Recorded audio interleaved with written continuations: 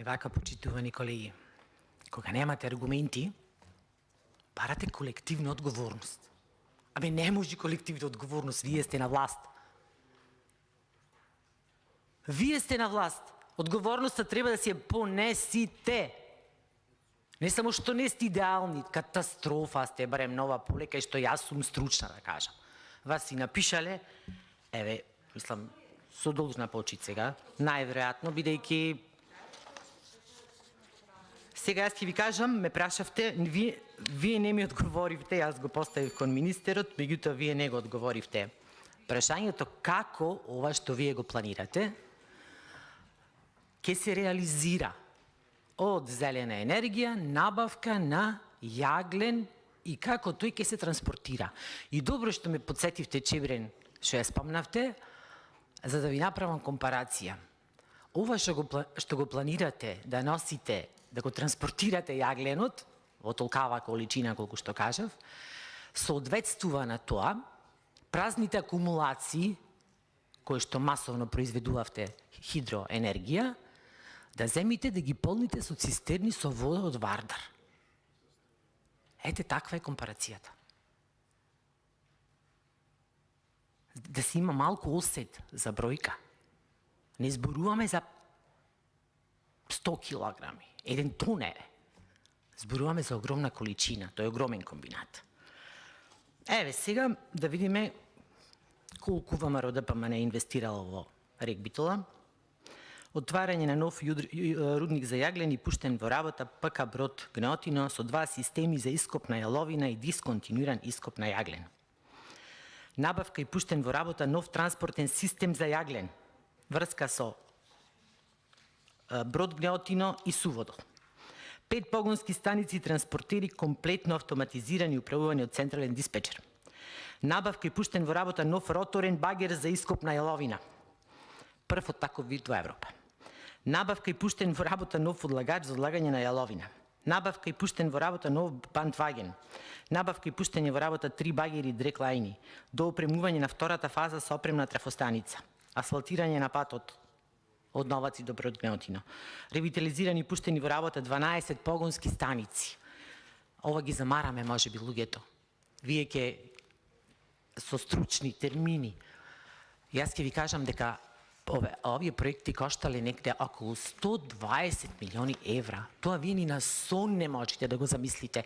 А не сте направиле капитален ремонт, па 8 години зошто не бил направен. Ремонтите спаѓаат во планско превентивно одржување, се вика. И се дел од работењето на таквите постројки. Значи не се проекти. Знаете што сте проекти? Проекти се тоа што ветивте десулфуризација и реконструкција и модернизација на електростатските филтри. И што сите до сега ваши функционери излегли тоа го кажале. Готово, сега почна, еве го 2019-2020. Се никој не го спомнува. Знаете што е проект?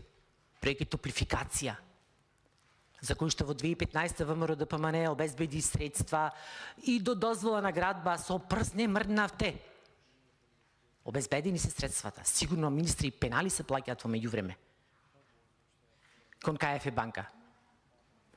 Друг проект, десулфуризација. Требаше на тој начин да се намали нивото на сулфур диоксид, за тоа што сите сме свесни дека постои. Друг проект, требаше да се намали нивото на азотни оксиди на блок број 1, бидејќи на 2 и 3 во 2012 беше направено. И затоа го пишува во вашата програма дека ќе го направи. Значи не е проект, капитален ремонт. Ова се проекти, што ги спомнувам. Проект е и набавка на собствена механизација. Да, сега ќе ви кажам, набавија дел од механизацијата, при што во 2017 го поништија тендерот објавен од ВМРО ДПМН, се набави за 19 милиони. Дали знаете ли се користи? Не се користи. Не се користи во РЕК.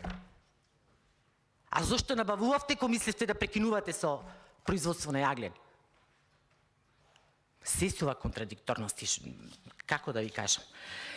Така да не може да барате колективна одговорност, колешке, ни Христијан Мицковски ви е крив, ни ВМРО ДПМН. Престанете не само во овој случај, се однесувате како се уште да сте опозиција. Тоа ви се некои последици од долгогодишно време што бевте во опозиција. Преземете си одговорност. И на крајот на денот, дали јас и вие овде ќе се расправаме колку проекти дало ВМРО, колку проекти сега СДСМ направило, на крајот на денот кој е резултатот?